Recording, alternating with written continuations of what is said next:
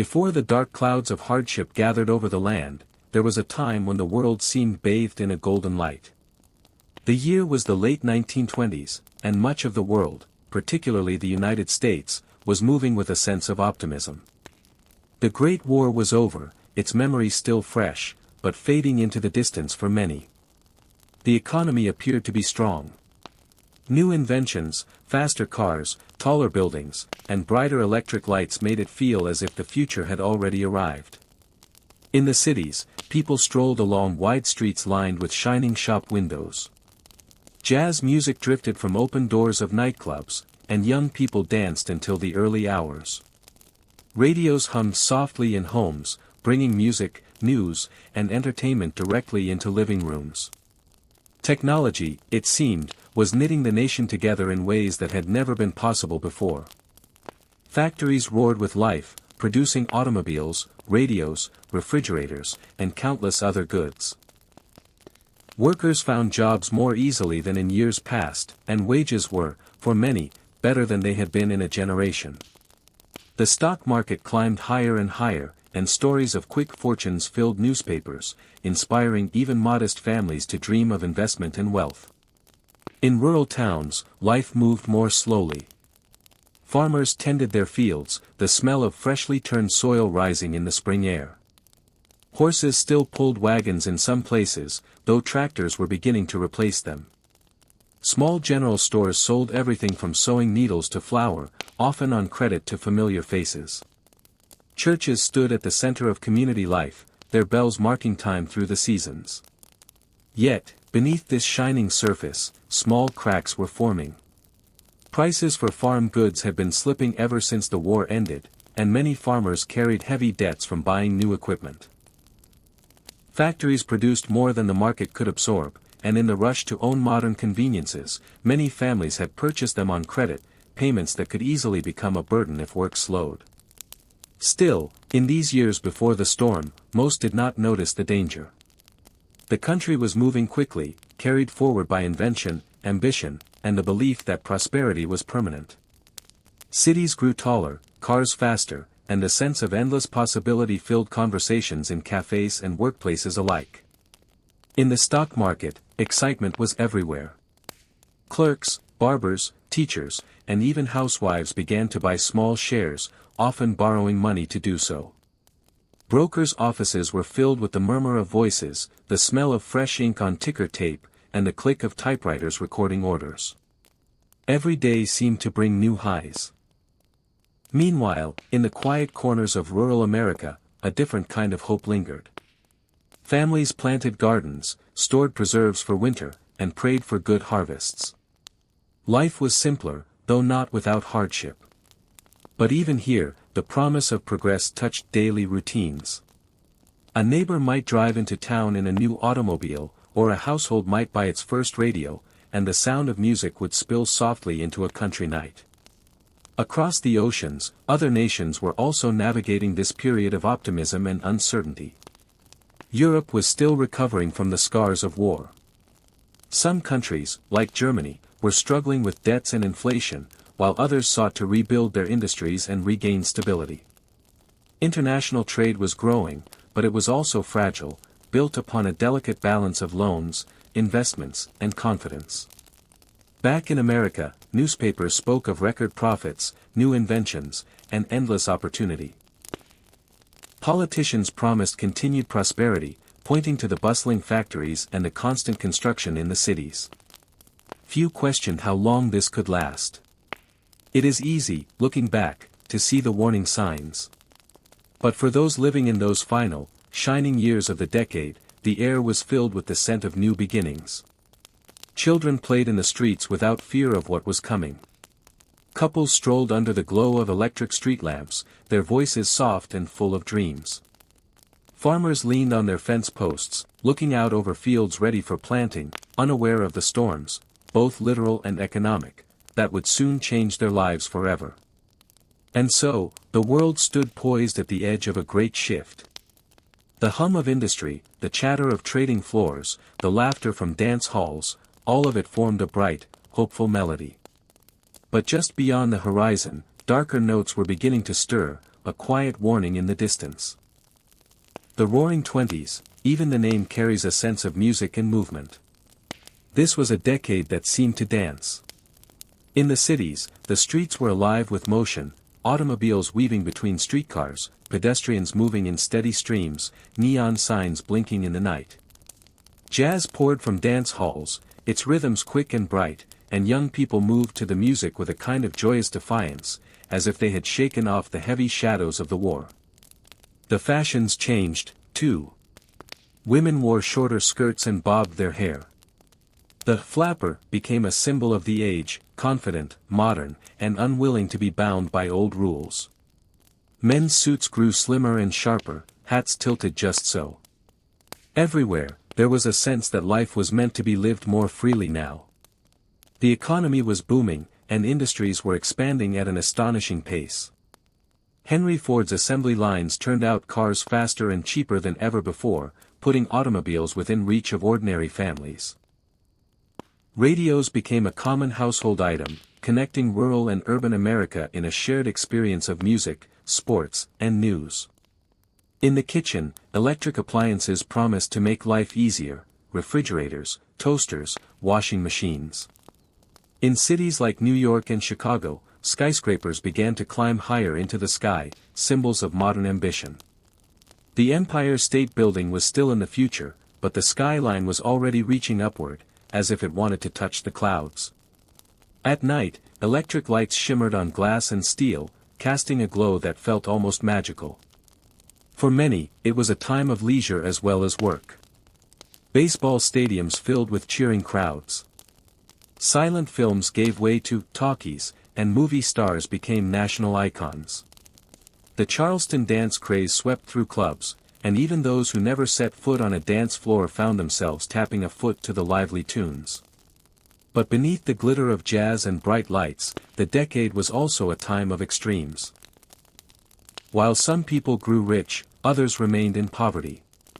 Rural communities, especially farmers, struggled with low crop prices and debt. The economic boom was uneven, though few wanted to dwell on this in the middle of so much excitement. In the financial world, the stock market seemed like an endless ladder upward. Ordinary people invested, often with borrowed money, hoping for quick profits. Newspapers ran stories of secretaries who became wealthy overnight through clever investments, and this only added to the frenzy. The idea that one could simply buy shares and watch them grow became part of the culture. It was also a decade of change in ideas and attitudes. The younger generation questioned old traditions. In literature, writers like F. Scott Fitzgerald and Ernest Hemingway captured the mood of a society that was both thrilled and restless. Prohibition, meant to ban alcohol, instead gave rise to speakeasies, hidden bars where jazz played late into the night and people drank in defiance of the law. Technology, culture, and finance moved together in a whirlwind. And yet, for all the noise and celebration, there were subtle signs of imbalance. Factories sometimes produced more goods than could be sold. Farmers, already burdened by debt, faced seasons of poor prices.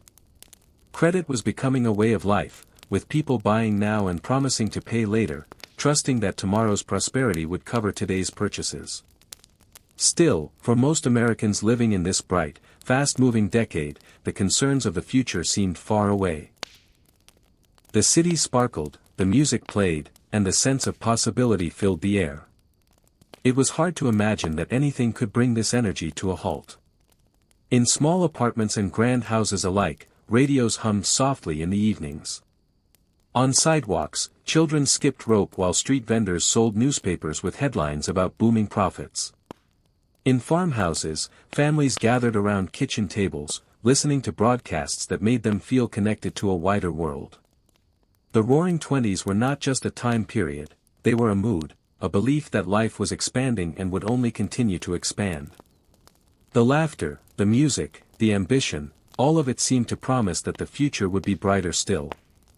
But the future had other plans. Just beyond this whirlwind of prosperity and celebration, forces were gathering that would test the strength of the nation. In the next chapter, we will step onto the bustling floor of Wall Street, where fortunes were built on confidence. and where the seeds of collapse were already being planted. Wall Street in the late 1920s was a place of restless energy. The marble facades of the financial district stood tall and serious, but inside, the atmosphere was electric. Telephones rang, typewriters clacked, and messengers hurried between offices with slips of paper bearing numbers that could mean fortune or ruin. The stock market had always been a place for the wealthy, but by this time, it had become a national fascination. Ordinary people, clerks, teachers, shopkeepers, spoke casually about stocks over lunch, as if they were discussing the weather. The idea of playing the market was no longer reserved for bankers and industrialists. It was becoming, for many, a hopeful path to wealth. Every day, the ticker tape machine spat out endless streams of printed symbols and numbers, recording the trades that happened minute by minute. In brokerage houses, rows of men and women leaned forward in wooden chairs, eyes fixed on the latest updates, pencils in hand, calculating their next move. The rise had been steady for years, but in the late 20s, it quickened. Share prices soared, and newspapers were filled with headlines celebrating record highs. A person could invest a small amount and, in a matter of weeks, see it grow beyond expectation. This only fed the excitement. Many bought stocks on margin, meaning they borrowed most of the money needed to purchase their shares. It was a gamble, a bet that prices would keep rising. As long as they did, the profits were remarkable. The banks and brokers were happy to lend, convinced that the market's climb was a sign of its strength. This faith in endless growth was not built entirely on solid ground. Some companies were valued far beyond their actual worth, their stock prices inflated by speculation rather than true earnings. But few wanted to think about that. The mood was too confident, too eager. The rising tide seemed to lift everything. For the average American investor, the market was more than numbers on paper, it was a dream. A teacher in Ohio might imagine retiring early. A store clerk in New York might see a chance to buy a home. A young couple in Chicago might picture a future filled with travel and comfort. Beyond individual hopes, the market was also a symbol of national pride. It seemed to prove that America's economy was unstoppable, that innovation and industry would keep pushing the nation forward. Even those who did not invest watched the climb with fascination. The culture of the market was reflected in daily life. Magazine covers showed confident men in tailored suits. Movies portrayed the stockbroker's world as glamorous. It was as if the whole country had decided that prosperity was its natural state. And yet, beneath the energy and optimism, there were voices of caution. A few analysts warned that prices could not keep rising forever. They spoke of corrections and overvaluations. But their words were often brushed aside. To doubt the market in those days was almost to doubt the spirit of the age itself. In the soft evenings, when offices had closed and streets grew quieter, the conversation still circled back to stocks. Families spoke about which shares to buy next. Friends compared tips overheard in barber shops or lunch counters. The belief that money could be made easily had become part of the rhythm of life. It is easy, now, to see how fragile this confidence was. But in those warm, late summer days of the 20s, the air felt light, full of possibility. The market kept climbing, the ticker tape kept printing, and the hum of prosperity seemed endless. Yet, far out on the horizon, there was the faintest shadow. Events were aligning, small tremors in the economic ground. That would soon shake the foundation of this glittering structure. The final days of October in 1929 began like any other on Wall Street. The air was crisp with the first touches of autumn, and the canyons of lower Manhattan echoed with the sound of footsteps, carriage wheels, and the occasional honk of a motor car. Inside the brokerage houses, the ticker tape machines chattered steadily, recording the pulse of the market. But there was a quiet unease. Prices had been falling in recent weeks, small drops that some dismissed as normal corrections, yet they carried a weight that a few could sense. By Thursday, October 24th, a day that would be remembered as Black Thursday, that unease turned into fear. It began in the morning. The first trades brought sharp declines, and then the pace quickened. Prices tumbled as if gravity itself had taken hold. Brokers' phones rang without pause, voices urgent, instructions hurried. The air was thick with tension.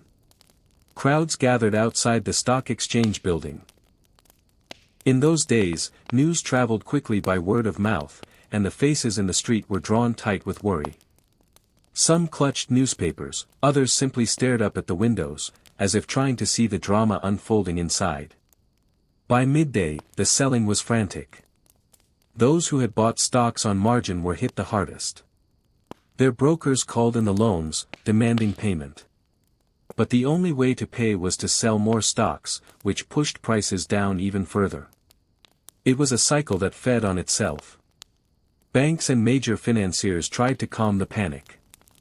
They met in private rooms, discussing ways to stop the slide. That afternoon, a few powerful men stepped in, buying large blocks of stock to signal confidence. It worked, briefly. Prices steadied, and the market closed with a small recovery. But the damage was not undone. The fear lingered. The following days offered little relief. Monday, October 28th, brought another plunge. And then came Tuesday, October 29th. Black Tuesday, the day the market truly broke. That morning, thousands flooded the sidewalks outside the exchange. The trading floor was a blur of motion, a storm of shouts, ringing telephones, and paper.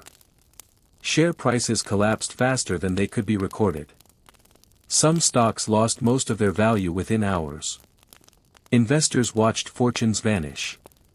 For those who had believed the market was invincible, it was a moment of disbelief. Men who had been wealthy the week before stood silent, staring at the floor, their faces pale. Others shouted orders until their voices broke, trying to salvage what little they could.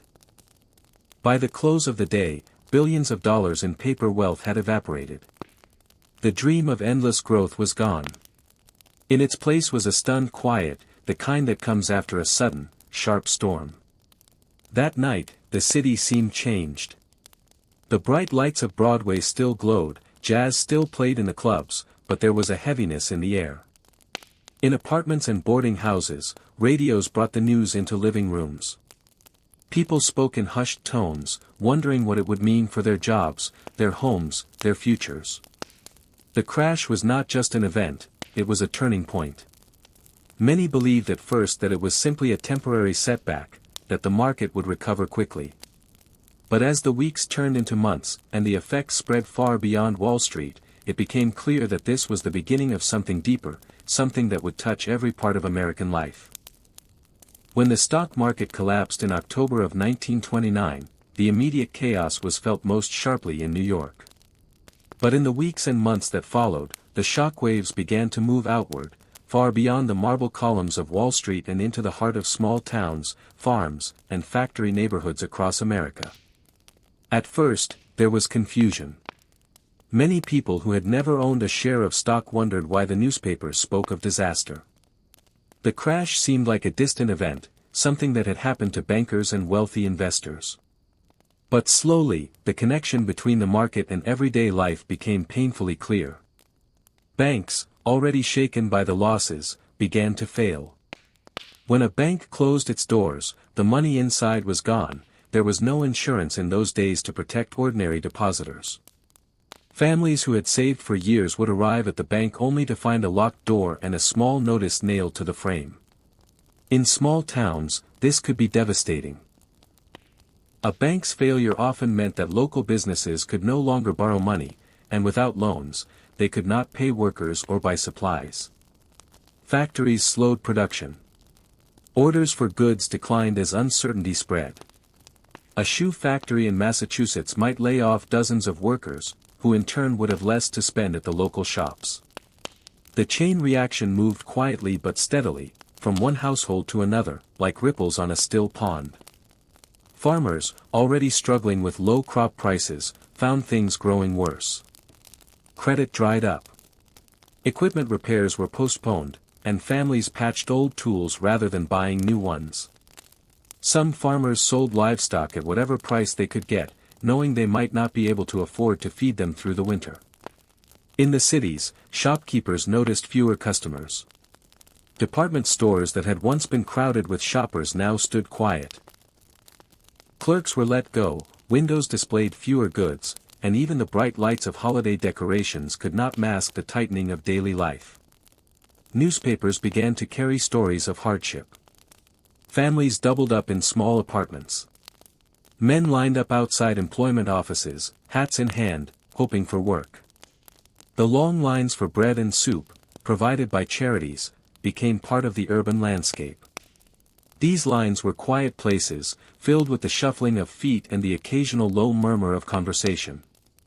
Still, in late 1929 and early 1930, many clung to hope. Some believed the downturn would be short-lived, that the country's energy and ingenuity would set things right. But each passing month brought new closures, more layoffs, and more families facing difficult choices.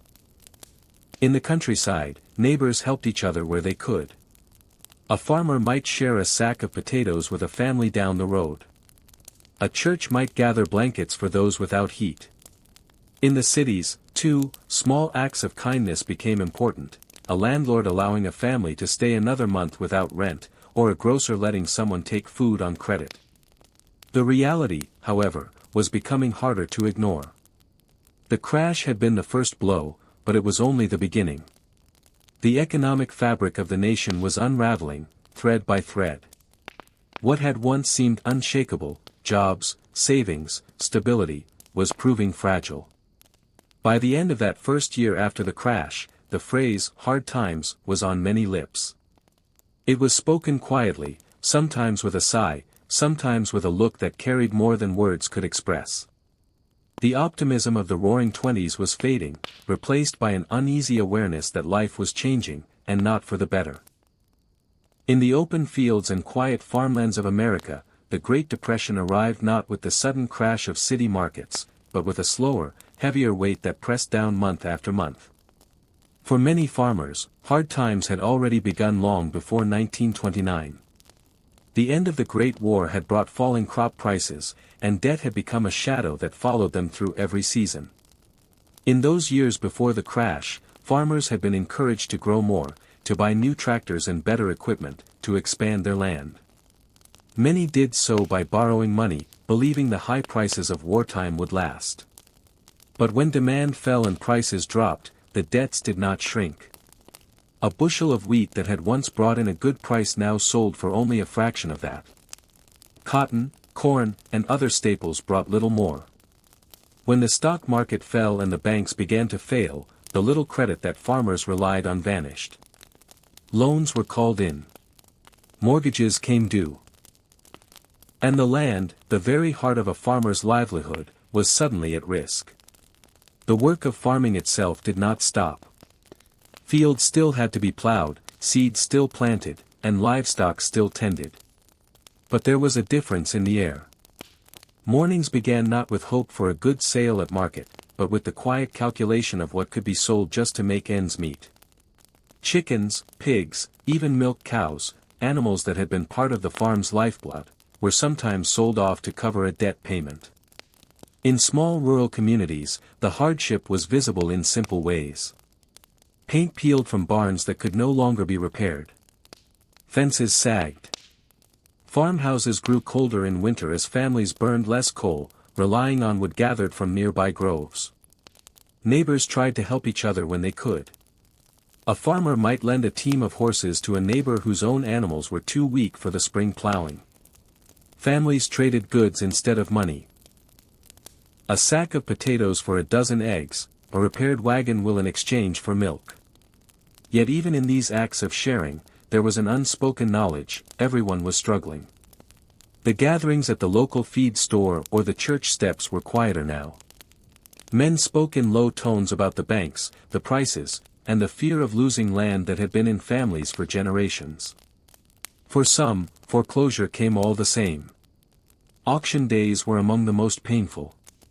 Neighbors would gather, standing in the yard of a farm as tools, furniture, and sometimes even the land itself were sold to pay debts.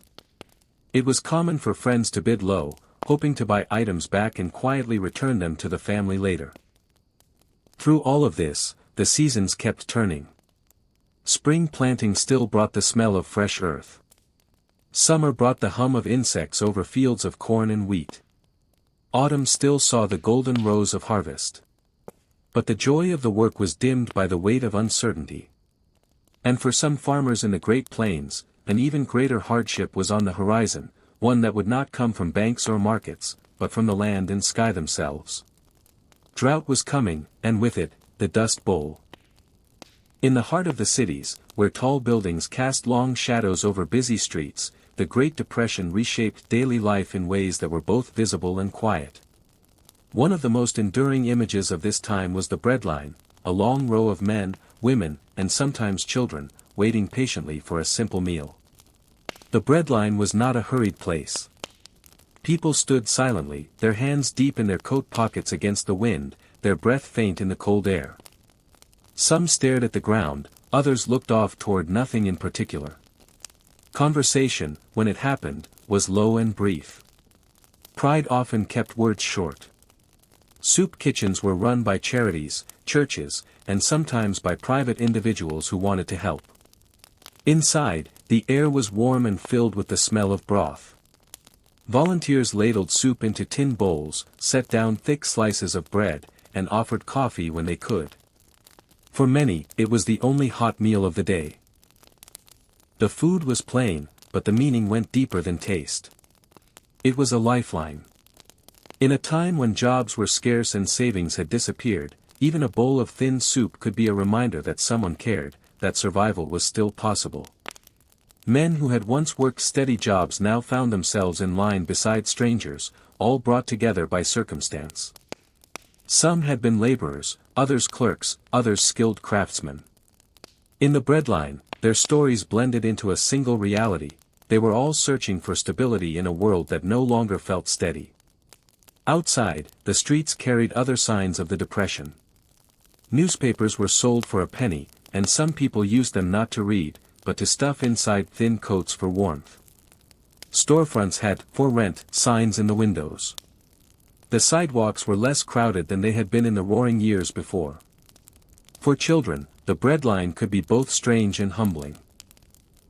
Some didn't fully understand why they were there, why their parents had grown so quiet, why dinner now came from a place that smelled faintly of soap and boiled vegetables.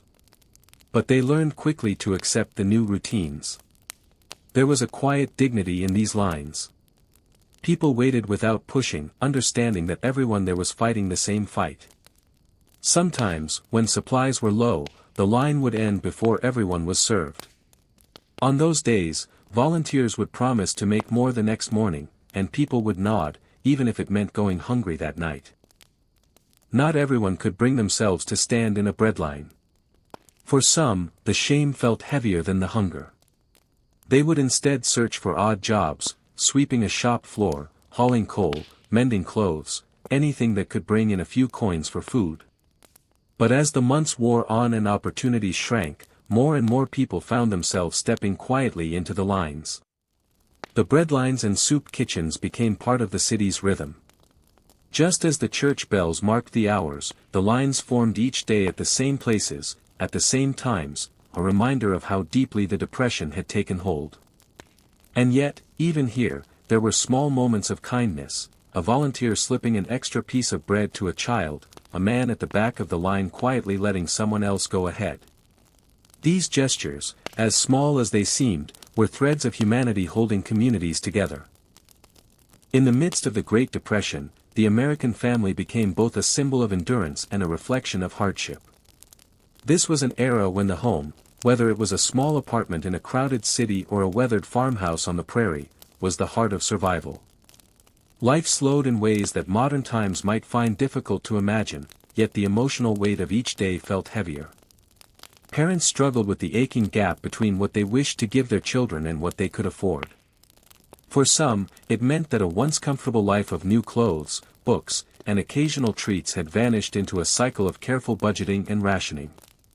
Mothers often became magicians in the kitchen, stretching small amounts of food into meals that could feed many mouths. Simple dishes like bean stews, cornbread, and boiled potatoes became staples, while sugar or meat were reserved for special occasions. Fathers, too, bore the heavy burden of providing. Many searched endlessly for work, willing to accept any job, no matter how far from their previous profession, just to bring home a few coins. In industrial towns, some men spent the day lined up outside factories, waiting for the chance of day labor. In rural areas, others traveled long distances to work on farms or help with harvests for little pay, sometimes receiving food as compensation instead of money. Children grew up quickly during these years. They learned early about sacrifice and responsibility. Some quit school to help their families, working as delivery boys, farmhands, or in small neighborhood businesses. Others spent their days tending younger siblings so that parents could work. Despite the hardships, children often found ways to find joy, in playing with homemade toys, telling stories by the fire, or exploring the outdoors. For many households, multi-generational living became common. Grandparents, aunts, uncles, and cousins sometimes moved in together to reduce costs and share resources.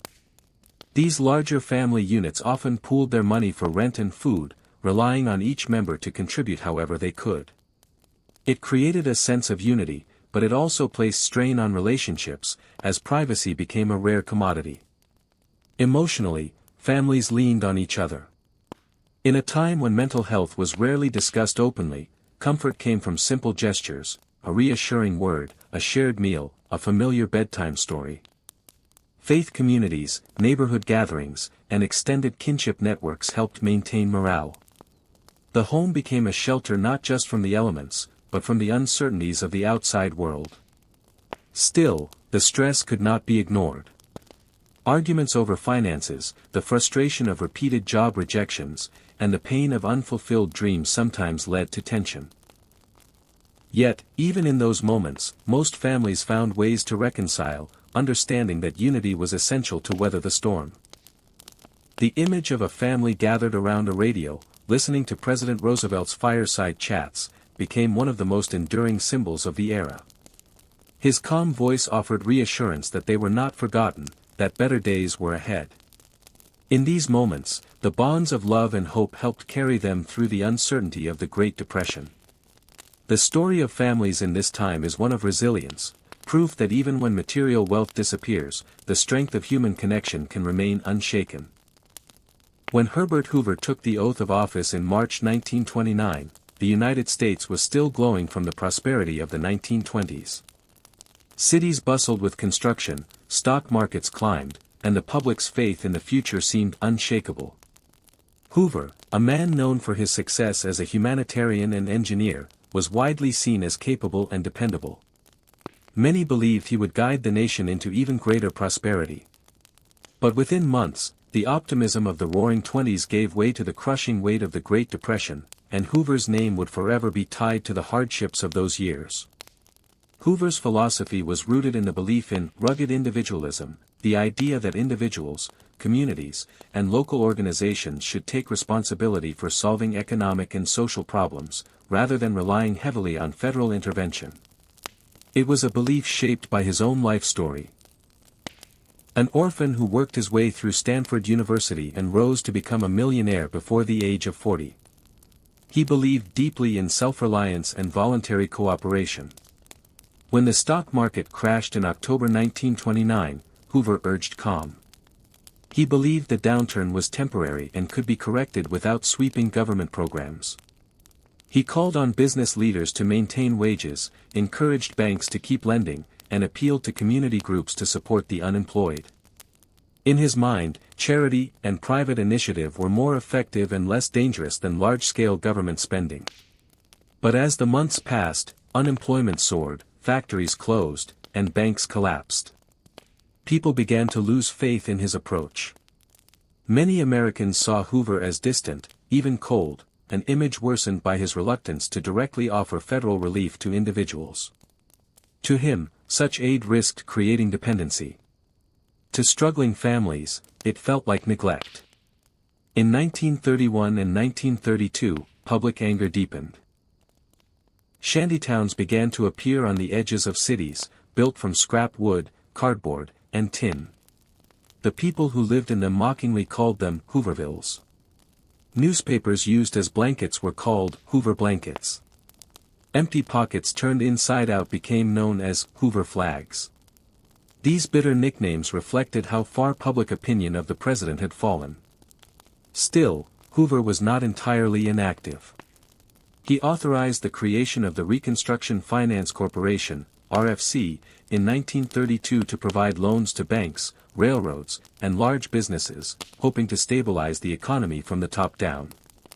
He also supported limited public works projects, such as the construction of the Hoover Dam, to provide jobs and stimulate growth.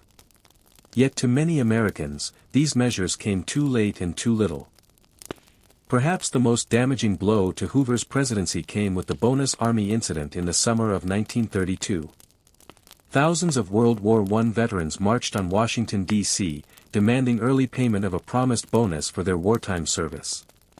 When Congress refused, some veterans stayed in makeshift camps near the Capitol.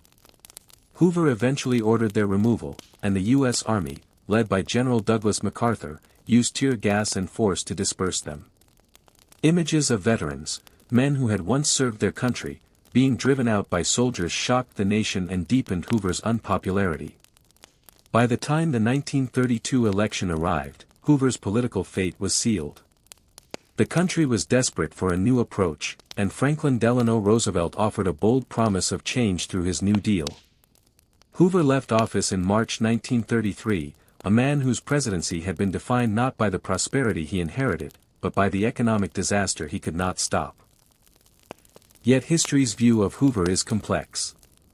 While his policies failed to end the Depression, his belief in volunteerism, his humanitarian work before and after his presidency, and his personal integrity remind us that his story is more than the sum of his political failures. In the quiet reflection of history, Hoover's America stands as a cautionary tale about the limits of ideology in the face of national crisis. The year was 1932, and across the United States, hope felt like a distant memory. The Great Depression had dragged on for more than 3 years, and life for many Americans had become a daily struggle for survival. Unemployment hovered around 25%. Families who once dreamed of prosperity now clung to whatever scraps they could find. In the streets of major cities, the breadlines stretched longer than ever. In the rural heartlands, dust storms rolled over farmlands, stripping away what little soil remained fertile. President Herbert Hoover, once celebrated as a man who could solve any problem, had become a figure of criticism and frustration. His belief in limited government intervention and voluntary aid had failed to stop the economic spiral. Across the nation, people began to look elsewhere for answers, for leadership, for someone who could speak to their suffering and offer not just policies, but a sense of hope. It was during this moment of uncertainty that a tall, confident man from New York began to rise to prominence, Franklin Delano Roosevelt. Known to many as simply FDR, he carried a warm yet commanding presence. His voice, deep and reassuring, seemed to reach into the hearts of those who listened. Roosevelt's background was both privileged and tested. Born into a wealthy family, he had experienced comfort and opportunity, but he also knew struggle. In 1921, he had been struck by polio, leaving him unable to walk without assistance. Rather than hide from the public, he learned to present himself with dignity and strength, even as he quietly leaned on aids or used leg braces beneath his clothing. To a nation beaten down by hardship, this resilience mattered. People saw in FDR not a man untouched by suffering, but someone who understood the power of perseverance. As the Democratic candidate for the presidency, Roosevelt promised something bold. What he called a New Deal for the American people. The phrase alone stirred curiosity and hope. It suggested action, change, and a break from the policies that had failed to bring relief. The 1932 presidential campaign became a contest between Hoover's cautious conservatism and Roosevelt's energetic call for reform. Hoover warned that too much government intervention would weaken individual responsibility. Roosevelt countered that in times of crisis, the government had a duty to step in, to protect its citizens from the worst of economic despair. FDR's campaign style was unique for the time. While Hoover's speeches often came across as technical and restrained, Roosevelt spoke directly to people's emotions. He traveled widely, addressing crowds not just with political promises, but with a sense of empathy. His words were carefully chosen, blending optimism with realism. He did not deny the severity of the crisis, but he made people believe that together, the country could overcome it. The media, too, played a role. Roosevelt's smile, his confident gestures, and his rich voice carried well on the radio. For many Americans, hearing him speak felt like listening to a trusted friend. His optimism was not a naive denial of reality, but a deliberate choice to focus on possibility rather than despair. As Election Day approached, the mood of the nation began to shift. Even those who were unsure about specific policies sensed that Roosevelt represented movement, energy, and a willingness to try new solutions. On November 8, 1932, Americans went to the polls in record numbers. When the votes were counted, the result was decisive. FDR had won in a landslide, carrying 42 of the 48 states. For many, his victory was more than a political change. It was a psychological turning point. The man who would soon stand at the steps of the Capitol and deliver his inaugural address promised not just programs and reforms, but a new sense of purpose. He would soon declare to the nation that, "The only thing we have to fear is fear itself," and in those words, he would capture the spirit of resilience that America so desperately needed. As 1933 approached, the Great Depression was far from over, but a fresh wind seemed to blow through the country. Franklin Delano Roosevelt was about to take office, and with him, the promise of the New Deal, a promise that would reshape the nation's future. The year was 1932, and the United States was deep in the grip of the Great Depression. The stock market had crashed 3 years earlier, yet the economic wounds were still raw and unhealed. Across the nation, factories lay silent, fields went untilled, and millions of Americans faced the uncertainty of each new day. President Herbert Hoover had tried to stem the crisis, but his policies, rooted in limited government intervention, had failed to turn the tide. Breadlines grew longer, and the number of homeless increased. The American people, tired of waiting for relief that never came, began to look for a new kind of leadership, someone who could inspire hope and take decisive action. It was during this climate of despair that Franklin Delano Roosevelt, governor of New York, stepped into the national spotlight.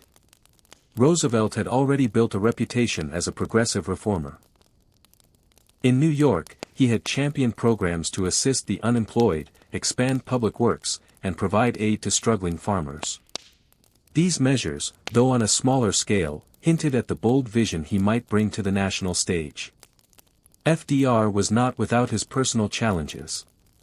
In 1921, he had been stricken with polio, an illness that left him unable to walk unaided. Yet he never allowed this to define him. His public appearances were carefully managed so that Americans saw not a man limited by disability, but a leader who radiated strength and optimism. His warm smile, booming voice, and confident demeanor made him relatable to everyday citizens. The presidential campaign of 1932 became a referendum on Hoover's leadership. Roosevelt promised what he called a New Deal for the American people, a set of policies designed to provide relief, recovery, and reform. His speeches were not filled with complicated economic theory, instead, they were simple, direct, and reassuring. He spoke to Americans as if he were sitting across their kitchen tables, sharing their concerns and promising better days ahead. FDR's campaign train traveled across the country, stopping in big cities and small towns alike. Crowds gathered at stations, eager to catch a glimpse of the man who might lead them out of the darkness. Roosevelt's message was clear: the government could and should take an active role in helping its citizens during times of crisis. The election results were decisive. On November 8, 1932, Franklin Delano Roosevelt defeated Herbert Hoover in a landslide, winning 42 out of 48 states. It was a resounding call for change. For the first time in years, Americans felt a spark of optimism. Yet Roosevelt knew the challenges ahead were immense. By the time he took the oath of office on March 4, 1933, the Depression had reached its lowest point. Banks were collapsing, businesses were failing, and unemployment had soared to nearly 25%. The nation was teetering on the edge of collapse. In his inaugural address, Roosevelt delivered words that would be remembered for generations: "The only thing we have to fear is fear itself." These were not just words of comfort, they were a rallying cry. He called for bold, persistent experimentation to tackle the crisis. His message was one of courage, unity, and unwavering resolve. The moment he took office, Roosevelt began to act. In his first 100 days, he would launch a whirlwind of legislation designed to stabilize the economy, create jobs, and restore faith in the financial system. The New Deal was about to begin, and with it, a new chapter in American history. The rise of FDR was more than a political victory, it was the rekindling of hope. For millions who had been living in fear and uncertainty, his leadership offered a promise that through collective effort, determination, and compassion, the nation could weather even its darkest storms. The media, too, played a role. Roosevelt's smile, his confident gestures, and his rich voice carried well on the radio. For many Americans, hearing him speak felt like listening to a trusted friend. His optimism was not a naive denial of reality, but a deliberate choice to focus on possibility rather than despair. As Election Day approached, the mood of the nation began to shift. Even those who were unsure about specific policies sensed that Roosevelt represented movement, energy, and a willingness to try new solutions. On November 8, 1932, Americans went to the polls in record numbers. When the votes were counted, the result was decisive: FDR had won in a landslide, carrying 42 of the 48 states. For many, his victory was more than a political change. It was a psychological turning point. The man who would soon stand at the steps of the Capitol and deliver his inaugural address promised not just programs and reforms, but a new sense of purpose. He would soon declare to the nation that, "The only thing we have to fear is fear itself," and in those words, he would capture the spirit of resilience that America so desperately needed. As 1933 approached, the Great Depression was far from over, but a fresh wind seemed to blow through the country. Franklin Delano Roosevelt was about to take office, and with him, the promise of the New Deal, a promise that would reshape the nation's future. The year was 1933. Winter still lingered over much of the nation, and the air carried a quiet heaviness, a mixture of uncertainty and weary hope. Franklin Delano Roosevelt had just taken the oath of office, his voice steady and reassuring as he told the American people that the only thing they had to fear was fear itself. In homes across the country, families leaned closer to their radios, the soft crackle of the broadcast wrapping them in a moment of shared connection. They heard a leader who did not speak from a distance, but as if he was sitting right there in their living rooms, speaking directly to them. This was the beginning of what would become his famous fireside chats, simple, warm messages that brought comfort to millions. The first New Deal was not just a plan of policies, it was a lifeline thrown to a nation struggling to stay afloat.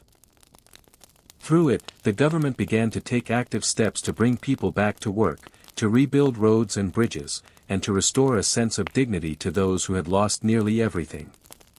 Programs like the Civilian Conservation Corps sent young men into the forests and parks, where they planted trees, built trails, and camped under wide, star-filled skies. They worked with their hands, but also with their hearts, knowing they were part of something bigger than themselves. The Public Works Administration poured life into communities by funding the construction of dams, schools, and hospitals. The sound of hammers and saws replaced, for a time, the silence of idled factories. Each brick laid was more than material, it was a symbol of forward motion, of a country beginning to heal. For farmers, help arrived in the form of the Agricultural Adjustment Administration, offering support and stability in a time when the land itself seemed uncertain. Power lines began to stretch into rural towns through the Rural Electrification Administration, bringing light to homes that had known only kerosene lamps. These efforts did not erase the hardship overnight, nor did they solve every problem.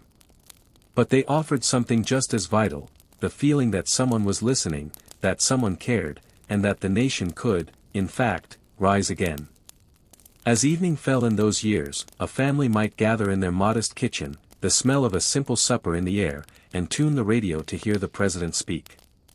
His words, calm and steady, became a kind of lullaby for a worried people, a reminder that they were not alone, that change was possible, and that together, they would find their way forward. The first wave of New Deal programs had begun to take root. Communities were slowly regaining their rhythm, though the nation still carried deep scars from the years of the Great Depression. Yet, there was a different feeling in the air now, not the paralyzing fear of before, but a cautious optimism, like the first warm days of spring after a long winter.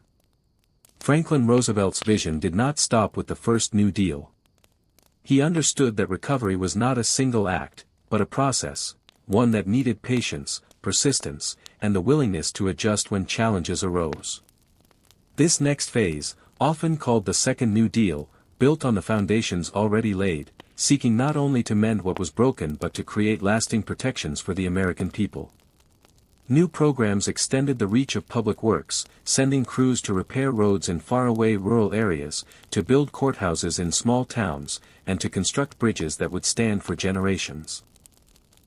These projects were more than infrastructure, they were acts of renewal, binding together a vast nation through shared labor and shared purpose. One of the most important changes came with the creation of the Social Security Act in 1935. For the first time in the country's history, there was a system to provide support for the elderly, the unemployed, and those unable to work. To many, this was a quiet revolution, a promise that in times of hardship, there would be a measure of security and care. Labor rights also found their place in this new chapter. The Wagner Act strengthened the ability of workers to form unions and negotiate for fair wages and safe conditions. In factories and workshops, people began to feel their voices carried weight, that they were more than just cogs in an endless machine. The Works Progress Administration, or WPA, became one of the most visible forces of this era. It employed millions, not just in construction, but also in art, music, writing, and theater. Murals appeared on post office walls, telling the stories of local history. Actors performed in small town squares. Musicians brought concerts to places that had never heard a live orchestra. It was as though the soul of the country was being tended to alongside its roads and buildings. Of course, there were critics, voices that questioned the cost, the scope, and the role of government in daily life. But for many Americans living through those years, the New Deal was a lifeline. As the decade moved forward, the work was far from finished. But the path ahead felt clearer, illuminated not just by electric light bulbs strung in once dark rural homes, but by a renewed belief in what could be accomplished when a nation worked together. And so, in kitchens, on front porches, and in bustling construction sites, the story of the New Deal continued.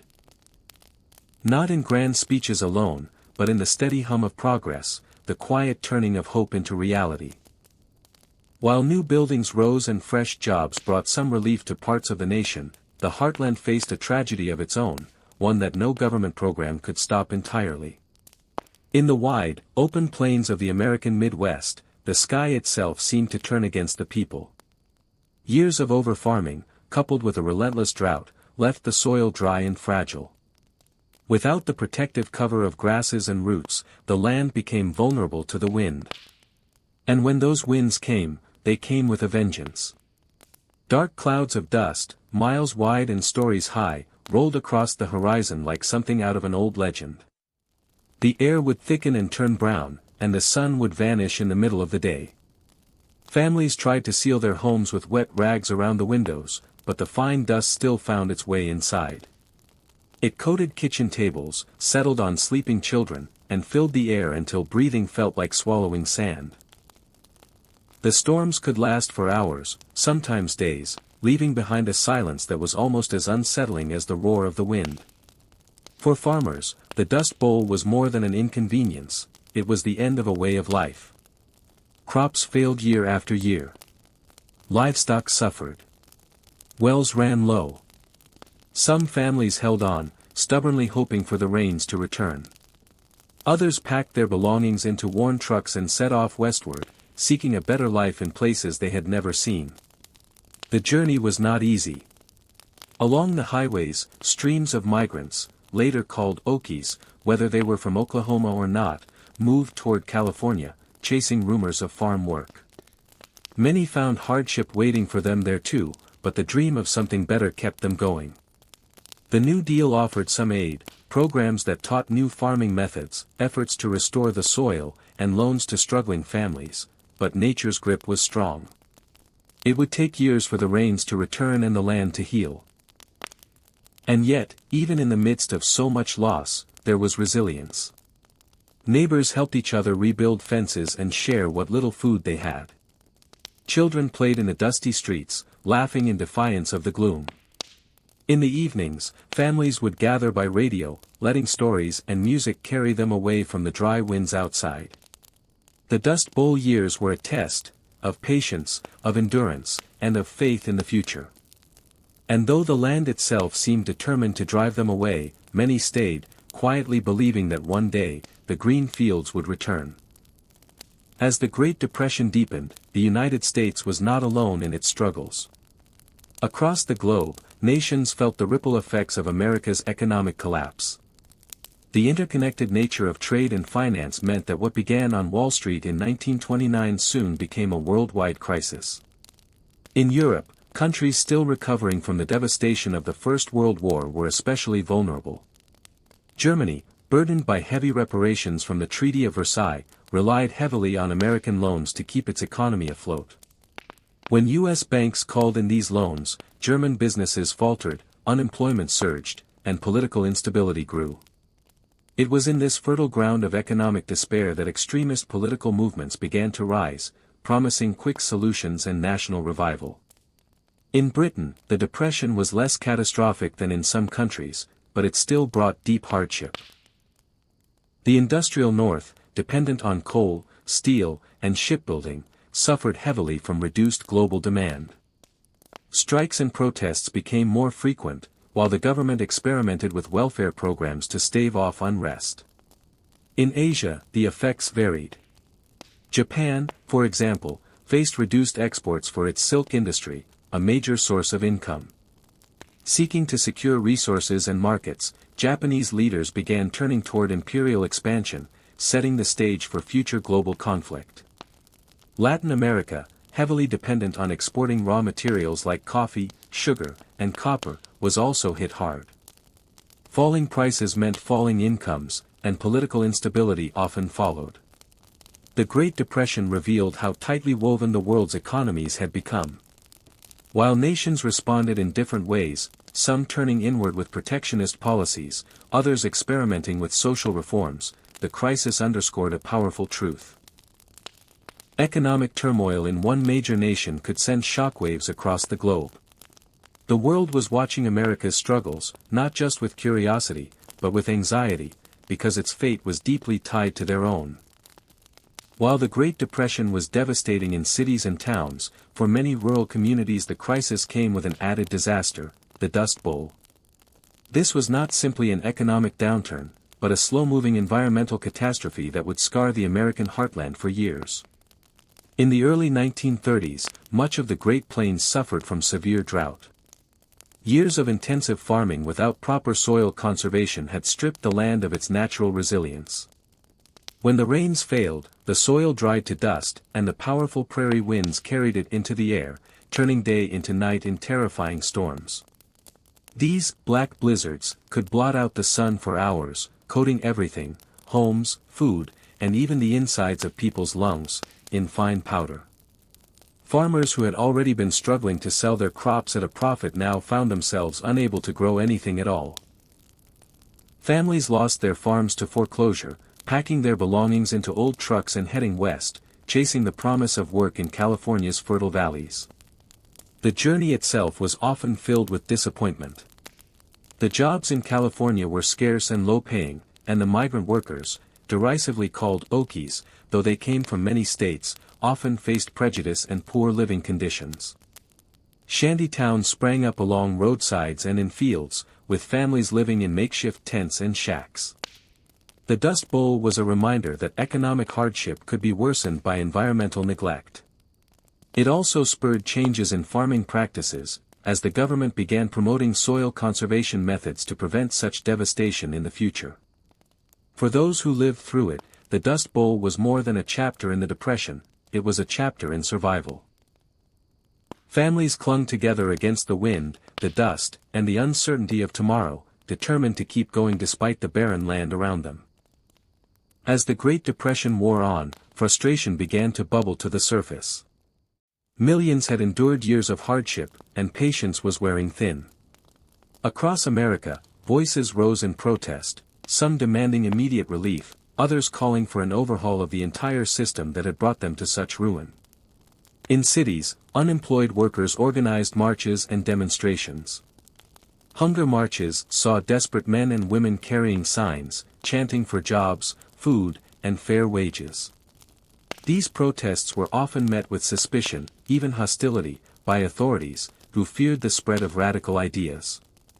The 1930s saw a rise in political movements, including labor unions gaining new strength and socialist and communist groups finding sympathetic ears among those who felt capitalism had failed them.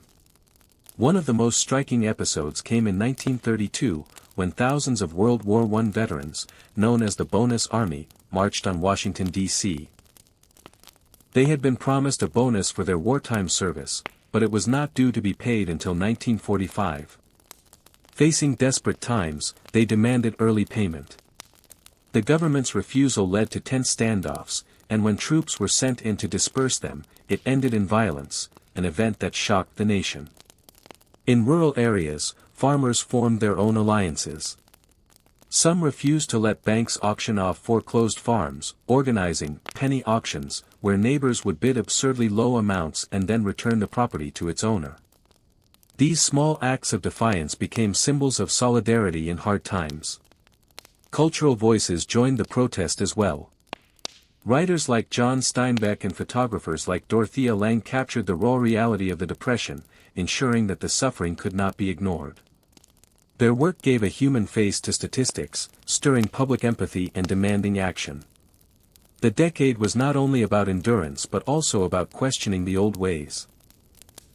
For many, the Depression was proof that the system needed reform, that fairness, security, and dignity had to be more than just dreams for the lucky few.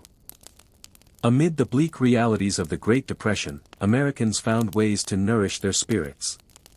Though money was scarce, the human need for joy, connection, and meaning could not be silenced. Culture, whether in the form of music, film, literature, or community gatherings, offered an escape, a spark of hope, and often, a sense of solidarity. Radio became the hearth of the American home.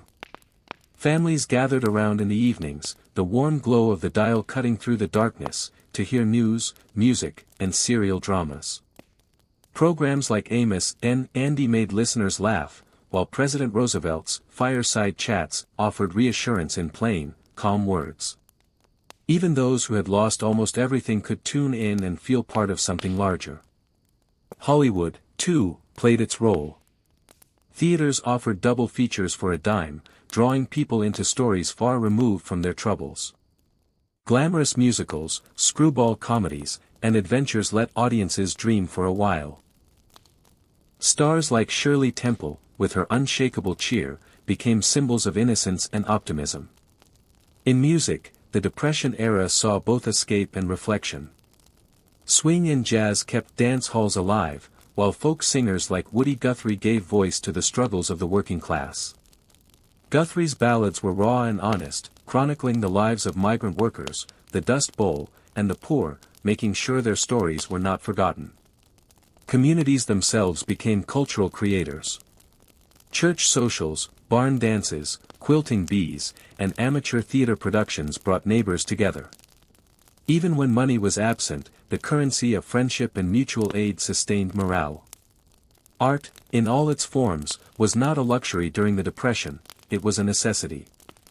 It kept hope alive, strengthened bonds, and reminded people that, despite their hardships, they were still capable of beauty, laughter, and dreams. In that way, culture became one of the quiet but powerful engines that carried America through its darkest years. By the late 1930s, faint but undeniable signs of economic recovery began to emerge across the United States. It was not a sudden transformation, there was no single moment when the Great Depression simply ended, but rather a slow, uneven climb upward, like the first green shoots breaking through parched soil after a long drought. Government programs initiated under the New Deal were beginning to bear fruit. Public works projects, bridges, dams, schools, and roads, stood as physical evidence of progress. These projects didn't just create jobs, they infused communities with a sense of forward motion, as if the country was building towards something brighter. Industrial production gradually picked up. Steel mills clanged to life again, auto factories restarted their assembly lines, and shipping yards saw more activity. Farmers, though still cautious, began to see modest improvements in crop prices thanks to government support programs and improved farming techniques introduced during the decade. In cities, shop windows looked a little fuller, and more people could afford to make small purchases again. Restaurants that had survived the leanest years began to see more customers. Even in rural areas, there was a subtle shift, more homes had electricity, more families had access to radios, and children's shoes lasted a bit longer before needing repair. Perhaps the most telling sign of recovery was psychological. People's conversations changed. While hardship still loomed large in many lives, talk of opportunity began to replace the constant recounting of loss. Some dared to plan for the future, saving for a new home, a car, or education for their children. The road back was far from complete. Unemployment, though improved, remained high compared to pre-1929 levels. Yet, the steady hum of industry, the confidence returning to shopkeepers, and the growing belief that the worst was behind them marked a turning point. America was not yet out of the storm, but the horizon was finally beginning to clear. As the 1930s gave way to the early 1940s, the Great Depression slowly became a chapter in history rather than an all-consuming reality.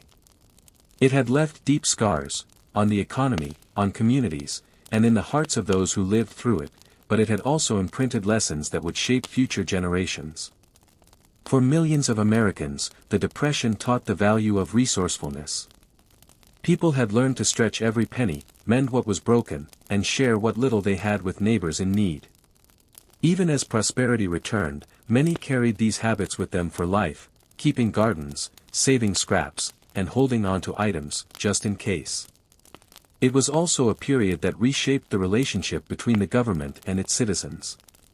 Before the Depression, federal involvement in people's daily lives was minimal. But through programs like Social Security, unemployment insurance, and public works initiatives, Americans came to expect that their government had a role to play in safeguarding economic stability and social welfare. Communities emerged from the 1930s with a renewed appreciation for solidarity. Whether it was farm families helping one another harvest crops, city neighbors sharing food, or strangers coming together for work projects, cooperation had been essential to survival. That sense of shared struggle forged bonds that, for many, lasted a lifetime. Perhaps the most enduring lesson was one of humility. The Depression reminded the world that wealth and stability were not guaranteed, and that even the strongest economies could falter. It was a humbling truth, but also a motivating one, leading to reforms intended to prevent such a crisis from happening again. By the dawn of a new decade, America stood changed. The hardships of the Great Depression had tested the nation's resilience and ingenuity. And while the memories of breadlines, dust storms, and empty pockets would never fully fade, they also served as a quiet reminder, even in the darkest times, recovery was possible, and hope could survive against all odds.